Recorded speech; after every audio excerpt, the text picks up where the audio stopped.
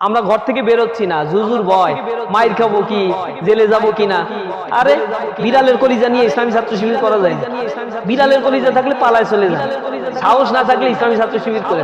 ছাত্র শিবির করছেন আজকেও কালকেও জেলে তো যাওয়াই লাগবে। এটা এরকম না তো আমি ইসলামী আন্দোলন করবো আমি জেলে যাবো না, ইসলামী আন্দোলন করবো আমি মাইর খাবো না, আমি খুব সুন্দরভাবে মোটামুটি জান্নাতে এমনি সুসুর করে চলে যাবো। আল্লাহ রাসূলের জন্য এই মাইর আল্লাহ বরাদ্দ রাখছিল? আল্লাহ রাসূল রক্ত ঝরাইছে, সাহাবা আজমাইনরা রক্ত ঝরিয়েছে, আর আপনি কোন আল্লাহর ফেরেশতা হয়ে গেছেন আপনার মাইর ছাড়াই আল্লাহ জান্নাত দিবেন? রক্ত তো ঝরাইতে হবে, এটা কনফার্ম, এটার ব্যাপারে তো কোনো কম্প্রোমাইজ নাই। আজকে মনে হয় টেনশনে পড়েছে, হ্যাঁ ভাই কি বলে জেলে যাওয়া লাগবে, ভয়ের কি আছে? ভয় যদি পান তো এখান থেকে বিদায়, আপনার ছাত্র শিবির করে বিদায়, আপনার জন্য তো এই সংগঠন না। মোহতারাম, একটা নিষ্ক্রিয় উপসারে কিভাবে সক্রিয় করা যায়, নতুন নতুন কৌশলগুলো কি? বার্ষিক পরিকল্পনার মধ্যে এটা আছে।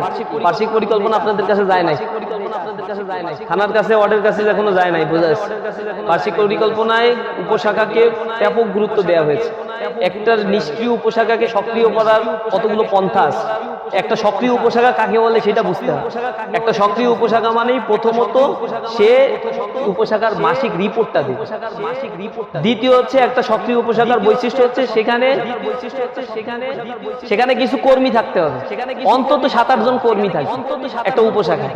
এরপরে কর্মী বৈঠক হতে হবে, কোরআন তালিম হতে হবে, গ্রুপ দাওয়াতি কাজ সেখানে বের করতে হবে। এরকম যদি কাজ হয় তাহলে একটা সক্রিয় উপশাখা হিসেবে সেটা কাউন্ট হয়।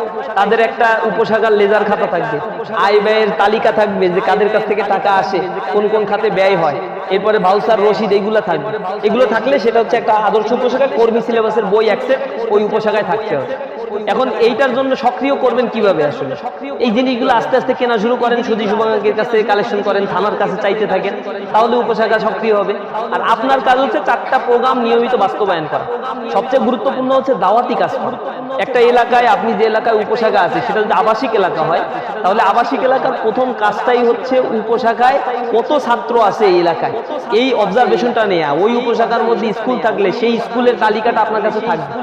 এরপরে পরিকল্পিতভাবে এক একটা মাঠে খেলাধুলার আয়োজন করতে পারেন আপনি।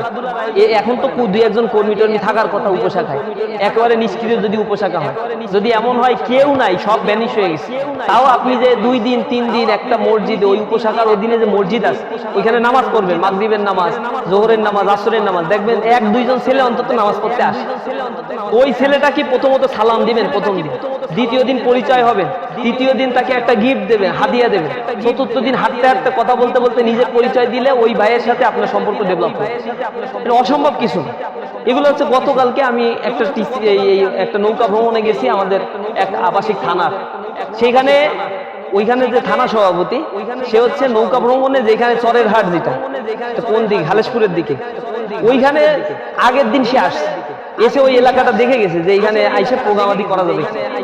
দেখার সময় ওইখানে একটা ছেলের সাথে তার সম্পর্ক হয়ে গেছে।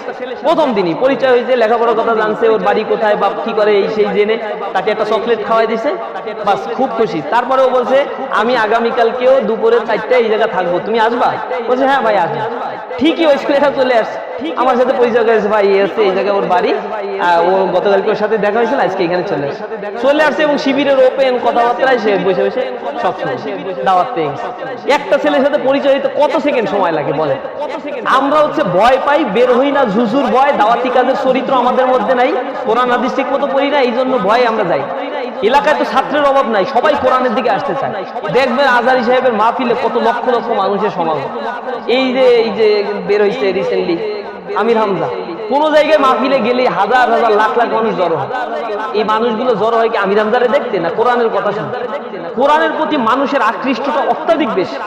এখন এই যে সমাজ ব্যবস্থায় মানুষ আর ভালো লাগছে না তাদের এগুলো। আমরা কোরআনের কথা বলতে পারি না, নিজেরা চুপচাপ বসে থাকি, এই জন্যই আমাদের কাছে মানুষের আসতে চায়।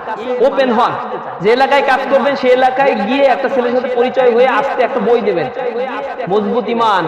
তারপরে হচ্ছে এই যে বইগুলো আছে না আমাদের, প্রথমে যেটা দেই আমরা, কি চাই, কেন চাই, কিভাবে চাই, এসো আলোর পথে, মুক্তির পয়গাম, এই ছোট ছোট বই একটা বুলেটের মতো কাজ করে। এই বইগুলো দেবেন, একটা হাদিয়া দেবেন, একটা কলম দেবেন, দেখবেন ওর সাথে সম্পর্ক হয়ে গেছে। ওরে বলবেন যে তোমার আরো বন্ধু বান্ধব থাকলে আসো, কালকে শুক্রবার আমরা একটা ক্রিকেট টুর্নামেন্টের আয়োজন করি। কিচ্ছু লাগবে না, তুমি খালি লোক নিয়ে আসবে, ব্যাট আমার, বল আমার, টুর্নামেন্টের ট্রফি আমার, এরপরে মেডেল যেটা দেবো এইটাও আমার। তুমি খালি দুইটা টিম নিয়ে আসতে পারবা? হ্যাঁ ভাই পারবে। এটা পারে না কি? বন্ধু বান্ধব সব নিয়ে আসবে, একদিনেই আপনি ওইখানে রাস দেখা হইলো। একটা ব্যাট বা একটা বল যদি বলেন যে আজকে এই বলটাই তোমাদের জন্য গিফট দিয়ে দিলাম এই জায়গাটা, সব খুশি। এরপরে আপনি ওই মাঠে গেলে আপনারা এক্সেস দেবে না? প্রথমেই তো আপনার কথাই তারা বলবে, ভাই আপনি খেলবেন, খেললেন, মাঠে খেলতে হবে, দাওয়াতি পারপাসে খেলাধুলা করতে হবে, সম্পর্ক ডেভেলপ হয়ে যাবে। এরকম অনেক কাজ আছে। চা চক্র করতে হবে, বনভোজনের আয়োজন করতে হবে, সাধারণ ছাত্রদের নিয়ে খেলাধুলার আয়োজন করতে হবে, সাধারণ ছাত্রদের নিয়ে মানে যারা স্কুলে পড়ছে, ভালো রেজাল্ট করছে, কুইজ প্রতিযোগিতার আয়োজন করা, কিশোর কণ্ঠের নামে যাবেন, কিশোর কণ্ঠের গিফট নিয়ে যেতে না পারলে কিশোর পাতার নামে যাবেন, সেটা না পারলে ভালো স্কুলের ছাত্র হইলে ইউটেপ দেবেন, তাহলে পার্সপেক্টিভ দেবেন, তা না পারলে ক্লারিয়ন কল দেবেন, তা না পারলে মনন দেবেন, নাহলে বিজনেস পত্রিকা দেবেন। আমাদের 18-19টা পত্রিকা চলে ইসলামী ছাত্র শিবির। এরপরেও যদি বলেন কিছু পাই না, দাওয়াতি কাজ কেমনে করবো, আমাদের তো মাথা আর থাকে না। এত ইকুইপমেন্ট বাংলাদেশের কোন সংগঠনের আছে যে প্রতি মাসে এই পরিমাণে পত্রিকা, এই পরিমাণে দাওয়াতি উপকরণ? বাংলাদেশ কেন, সারা পৃথিবীর কোন সংগঠনের, ছাত্র সংগঠন এরকম নাই। আমরা তো সারা পৃথিবীর সব ছাত্র সংগঠনের সাথে যোগাযোগ করি।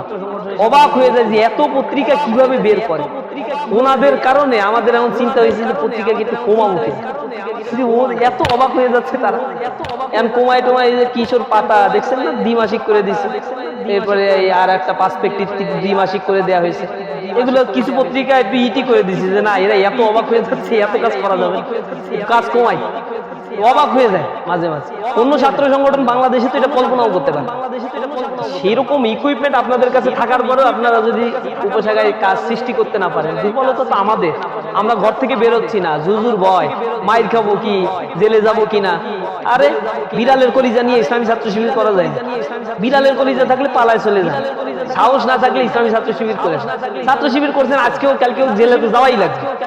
এটা এরকম না তো আমি ইসলামী আন্দোলন করবো আমি জেলে যাবো না, ইসলামী আন্দোলন করবো আমি মাইর খাবো না, আমি খুব সুন্দরভাবে মোটামুটি জান্নাতে এমনি সুসুর করে চলে যাবো। আল্লাহ রাসূলের জন্য এই মাইর আল্লাহ বরাদ্দ রাখছিল? আল্লাহ রাসূল রক্ত ঝরাইছে, সাহাবা আজমাইনরা রক্ত ঝরিয়েছে, আর আপনি কোন আল্লাহর ফেরেশতা হয়ে গেছেন? আপনার মাইর ছাড়াই আল্লাহ জান্নাত দিয়ে রক্ত তো ঝরাইতে হবে, এটা কনফার্ম। এটার ব্যাপারে তো কোনো কম্প্রোমাইজ নাই। আজকে মনে হয় টেনশনে পড়েছে, হ্যাঁ ভাই কি বলে জেলে যাওয়া লাগবে, ভয়ের কি আছে? ভয় যদি পান তো এখান থেকে বিদায়, আপনার ছাত্র শিবির করবে। আপনার জন্য তো এই সংগঠন না, এমনি ছাত্র দল করেও জেল জুলুম খাওয়া লাগে। আর ছাত্র শিবির তো ইসলামী আন্দোলন, এটা করাই লাগবে, এটা তো কোরআনের ঘোষণা। সুতরাং ভয়ের কিচ্ছু নাই। রিজিকের ব্যাপারে টেনশনের কিছু, রিজিক আল্লাহর কর্তৃক বরাদ্দ, এটা আসবে। দক্ষতার ব্যাপারে নো কম্প্রোমাইজ। আমার রেজাল্ট ভালো করতে হবে, আমার টেকনোলজির জ্ঞান থাকতে হবে, ভাষাগত দক্ষতা থাকতে হবে, সর্বোচ্চ রেজাল্ট থাকতে হবে। এরপরে আল্লাহ যেখানে রিজিক রাখছে সেখানেই হবে। যার দক্ষতা আছে রিজিক তার পেছনে পিছনে ঘুরে, আর যার দক্ষতা নাই এগুলো হচ্ছে রিজিকের পেছনে ঘুরতে থাকে কিন্তু রিজিক খুঁজে পায়। দক্ষতা অর্জন করবো, টেনশন করা লাগবে না ইনশাআল্লাহ।